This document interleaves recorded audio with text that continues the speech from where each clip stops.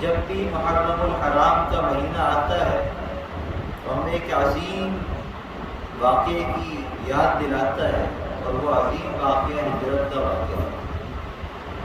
حضرت نوح علیہ السلام نے اپنی قوم والوں کو کشتی میں سوار کرایا جو ایمان والے تھے، اور آپ نے ہجرت کی اللہ کی طرف۔ اللہ نے ان کو محفوظ کر دیا، اور جو ان کے ساتھ ہجرت کرنے والے نہیں تھے، کفر پر ڈٹے رہے، ایمان نہیں لائے، وہ سب غرق ہو گئے۔ حضرت ابراہیم علیہ السلام نے اپنے علاقے بابل سے ملک شام کی طرف اللہ کے حکم سے ہجرت کی۔ حضرت موسیٰ علیہ السلام نے مصر سے فرعونیوں سے نجات دلاتے ہوئے بنی اسرائیل والوں کو اپنے ساتھ لے کر آپ نے ہجرت کی۔ اللہ نے سب کو نجات عطا فرمائی، اور جو آپ کے پیچھے لگے رہے وہ سب غرق ہو گئے، تباہ ہو گئے۔ نبی کریم صلی اللہ علیہ وسلم مکہ المکرمہ میں 53 سال رہے۔ 40 سال کی عمر میں آپ کو اللہ نے نبوت عطا فرمائی، آپ نے اعلان نبوت فرمایا۔ اس کے بعد 13 سال تک مکہ المکرمہ میں آپ دین اسلام کا پرچار کرتے رہے، اس کی تبلیغ کرتے رہے، لیکن بہت کم لوگ مسلمان ہوئے، بہت کم لوگ اسلام میں داخل ہوئے، اور جو احکامات بھی آئے تو ان پر عمل کرنا بھی مشکل بنا رہا۔ یہاں تک کہ دار ارقم میں ہی سارا تبلیغ کا کام ہوتا رہا، وہیں نمازیں ادا ہوتی رہیں۔ لیکن جب نبی کریم صلی اللہ علیہ وسلم نے اللہ کے حکم سے مکہ المکرمہ سے مدینہ منورہ کی طرف ہجرت فرمائی، تو اللہ تعالیٰ نے مدینہ المنورہ کو دین اسلام کا پہلا قلعہ بنا دیا، اور پھر اسلام پھیلا، یہاں تک کہ نبی کریم صلی اللہ علیہ وسلم نے فرمایا کہ میرا لایا ہوا دین اسلام ہر کچے پکے مکان میں داخل ہو کر رہے گا، اور اللہ نے آپ کی تمام باتوں کو حقیقت بنا کر دکھا دیا۔ تو معلوم یہ ہوا کہ آپ آخری ہجرت آپ کی تھی، اور وہی قابل ہجرت تھی، لہذا جو بھی انہی شرائط کے مطابق ہجرت کرے گا وہی اللہ کے ہاں مہاجر سمجھا جائے گا۔ محرم الحرام کا مہینہ یہ اسلام کا پہلا مہینہ ہے۔ محرم الحرام سے اسلامی سال شروع ہوتا ہے، اور ذی الحج پہ اسلامی سال ختم ہوتا ہے۔ آج افسوس کی بات یہ ہے کہ ہمیں عیسوی سال تو یاد ہیں، تاریخیں یاد ہیں، مہینے یاد ہیں، لیکن محرم کے علاوہ 12 ربیع الاول اور رمضان کی تاریخوں کے علاوہ ہمیں کوئی نہ تاریخ یاد ہوتی ہے، نہ مہینوں کا پتہ ہوتا ہے۔ تو آج ضرورت اس بات کی ہے کہ ہم اپنے سارے معاملات میں اسلامی تاریخوں کو مد نظر رکھتے ہوئے معاملات طے کیا کریں۔ یہی ہماری تعلیم ہے، یہی ہم دین اسلام کی جو ہے وہ تعلیم ہے کہ ہم اس مہینے کو اختیار کریں۔ محرم احترام والا مہینہ ہے، اسلام کا پہلا مہینہ ہمیں یہ درس دیتا ہے کہ ہمیں ایک دوسرے کا احترام کرنا چاہیے۔ جو بھی دوسروں کا احترام کرے گا اللہ اس کا احترام دوسروں کے دلوں میں پیدا فرما دیں گے۔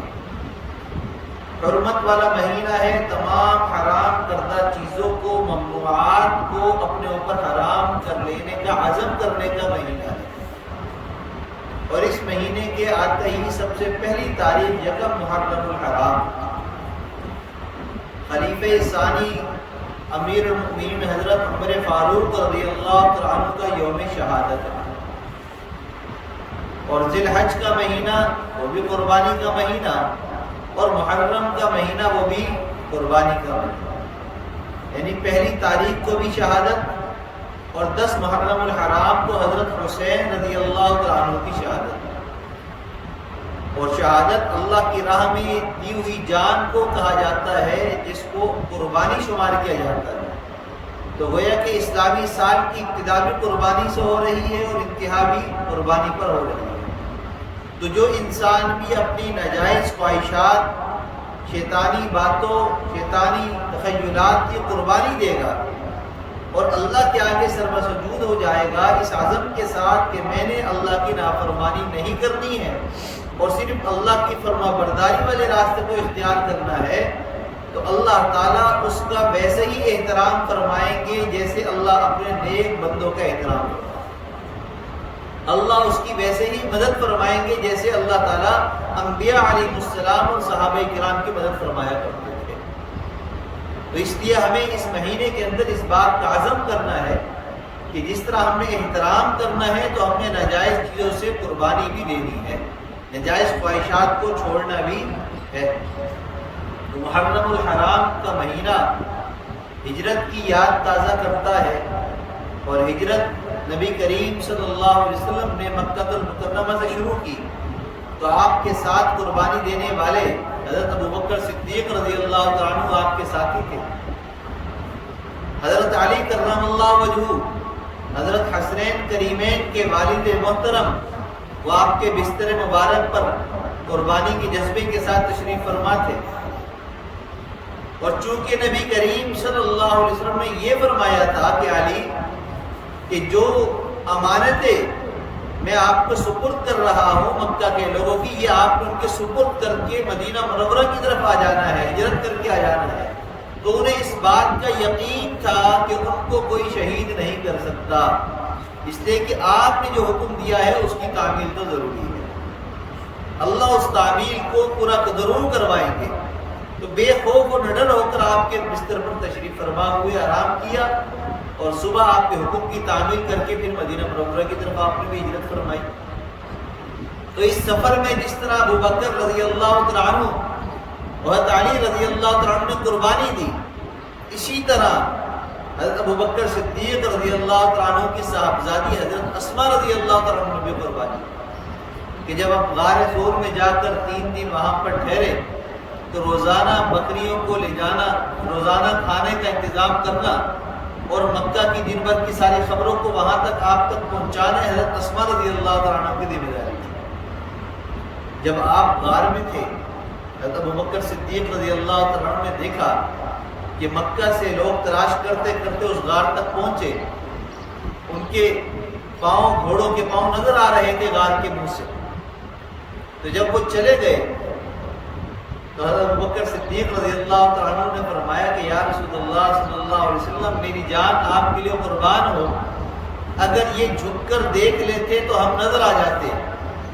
تو آپ نے فرمایا کہ آپ کا کیا خیال ہے ان لوگوں ان 2 کے بارے میں جن کے ساتھ تیسرا اللہ، جن کے ساتھ تیسرا اللہ. مقصد یہ تھا کہ ہم اللہ کے حکم سے نکلے ہیں، اللہ ہمارے ساتھ ہے، تو ممکن ہی نہیں ہے کہ یہ جھک جاتے اور ان کو ہم دکھ جاتے.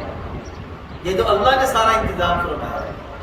محرم الحرام کے مہینے کے ساتھ بہت سارے واقعات جڑے ہوئے ہیں، بہت ساری باتیں جڑی ہوئی ہیں، جن میں سے صرف ایک کا تذکرہ اس مہینے میں ہوتا ہے، جس کی وجہ سے ہم سب کے ذہن میں صرف ایک ہی واقعہ ہے کہ حضرت حسین کی شہادت ہوئی. حالانکہ حقیقت یہ ہے کہ ہجرت بھی اسی مہینے کے ساتھ موسوم ہے، اور محرم الحرام کا مہینہ اسلامی مہینہ ہے، تو یہ بھی اسلام کی تاریخ ہمیں یاد دلاتا ہے. اور یکم محرم الحرام کا عمر فاروق رضی اللہ عنہ کی شہادت بھی ہوئی. اب اس مہینے کی عبادات کیا ہے، اس مہینے کا احترام کس طرح کیا جائے. جیسے ذی الحج کے مہینے کے بارے میں آتا ہے کہ یکم ذی الحج سے لے کر 9 ذی الحج تک 9 دن تک جو بھی روزہ رکھے گا رمضان کے روزوں کی طرح ثواب ہے. جو ان راتوں کا عبادت کرے گا لیلۃ القدر کی رات کو عبادت کرنے کی طرح ثواب ہے. لیکن محرم الحرام کے مہینے کے بارے میں نبی کریم صلی اللہ علیہ وسلم نے فرمایا کہ رمضان المبارک کے بعد اللہ کے یہاں سب سے محترم اور عظیم الشان جو دن ہے وہ محرم الحرام کے 2 دن ہیں. ایک 10 محرم الحرام ہے، اس کے ساتھ 9 یا 10 کا روزہ ملایا جائے. 10 محرم الحرام کا دن ہے جس کو عاشورہ کا دن کہا جاتا ہے. اس دن کی عبادت کیا ہے؟ روزہ رکھنا.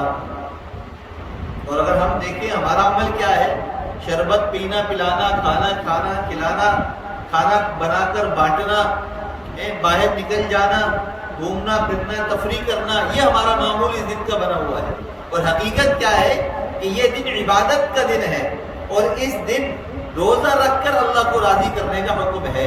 کہ نبی کریم صلی اللہ علیہ وسلم نے 10 محرم الحرام کو روزہ رکھا ہے، اور جب آپ کو یہ بتلایا گیا کہ اسی دن یہودی بھی روزہ رکھتے ہیں، تو آپ نے فرمایا کہ اگر آئندہ سال میری زندگی رہی تو میں ایک روزہ اور ملا کر رکھوں گا۔ تو علماء نے مسئلہ لکھ دیا کہ آپ کی یہ خواہش کہ میں ایک روزہ ملاؤں گا تاکہ میرے روزے کی مشابہت یہودیوں کے روزے کے ساتھ نہ ہو جائے۔ اسلام تو ہمیں یہ تعلیم دیتا ہے کہ ہماری عبادت کی مشابہت بھی کسی کے ساتھ نہیں ہونی چاہیے، کسی غیر مسلم کی عبادت کے ساتھ نہ ہو، یہ آپ کا عمل ہے۔ تو آپ نے ایک روزہ اور ملانے کی خواہش کی، اسی لیے علماء نے فرمایا کہ اگر محرم کا روزہ رکھنا ہے 10 محرم کا تو 2 روزے رکھے جائیں، 9 اور 10 کا۔ اگر کسی شرعی عذر کی وجہ سے، بیماری کی وجہ سے 9 محرم الحرام کا روزہ نہ رکھ سکے، 10 کا رکھ لیں تو پھر 11 کا ملا لیں تاکہ 2 روزے مکمل ہو جائیں۔ تو صرف 2 روزے اس مہینے کے اندر ہیں جو احترام والے ہیں، عبادت کے درجے میں ہیں، اللہ کے محبوب صلی اللہ علیہ وسلم کی سنت ہے، لہٰذا ان روزوں کو ہم رکھ لیں۔ اور ایک مزے کی بات میں آپ کو بتاؤں کہ ہم کہتے ہیں، بہت سارے لوگوں سے یہ سنا، علی والے ہیں وہی اللہ والے ہیں۔ ہم تو یہ کہتے ہیں کہ علی کو جو مانتا ہو وہ اس وقت تک کامل مومن نہیں ہو سکتا جب تک ابو بکر، عمر، عثمان کو نہ مان لے، اس لیے کہ ان کو مانے بغیر تو گزارا ہی نہیں ہے۔ عاشورہ کا دن 10 محرم الحرام سے موصول ہے، اس کو عاشورہ کہا جاتا ہے۔ اور محرم کا مہینہ شروع کرنے والا جو صحابی ہیں، شروع کرنے والی جو ہستی ہے، وہ حضرت عمر فاروق رضی اللہ عنہ۔ گویا کہ یکم محرم الحرام آتے ہی ہمیں یہ اس بات کا پیغام ملتا ہے کہ اس مہینے کی بنیاد ڈالنے والے حضرت عمر فاروق رضی اللہ عنہ ہیں۔ اگر زبان سے نہ کہو تو عملاً محرم الحرام کا ذکر کر کر انہی کی یاد کو تازہ کریں گے، انہی کو ماننا پڑے گا۔ اگر نہیں مانیں گے تو محرم کا مہینہ بھی ہمیں نہیں ملے گا۔ محرم کا مہینہ ملا ہی ان کی وجہ سے ہے، اس لیے کہ اسلامی سال کی جو ابھی شکل و صورت نظر آ رہی ہے کہ محرم سے شروع ہو رہا ہے، ذی الحج پہ ختم ہو رہا ہے، اس سال کو اسلامی سال کا نام دینا اور اس کی ابتدا کرنا یہ حضرت عمر فاروق رضی اللہ عنہ کا کارنامہ ہے۔ لہذا تمام صحابہ عادل ہیں، تمام صحابہ کے بارے میں دل کے اندر محبت، اعتقاد رکھنا ضروری ہے، ہمارے ایمان کا حصہ ہے، اور اس کے بغیر نہ ہمارا ایمان کامل ہو سکتا ہے نہ ہماری عبادت کامل ہو سکتی ہے۔ آخری بات، اصل ہجرت کیا ہے؟ فرمایا کہ اصل ہجرت یہ ہے کہ ہم اللہ کی منع کی ہوئی چیزوں یعنی نافرمانیوں سے ہجرت کریں اللہ کی فرما برداری والے کاموں کی طرف، اور یہ ہجرت قیامت تک چلتی رہے گی۔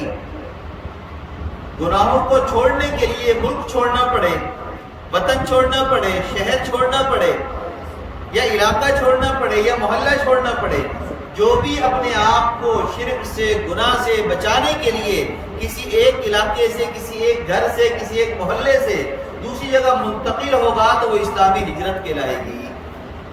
مثال کے طور پر کسی شہر میں ہم رہتے ہیں، وہاں پر جا کر منکرات ہو رہی ہیں، اللہ کی نافرمانیوں کا عروج ہے، بہت زیادہ اظہار ہو رہا ہے، اور ہمارا ایمان خطرے میں ہے۔ جیسے اصحاب کہف کا واقعہ قرآن پاک میں ہے کہ چند نوجوان تھے، انہوں نے اپنے ایمان کو بچانے کے لیے ہجرت کی، کہ اس وقت پورا ماحول یہی ہے بت پرستی کا۔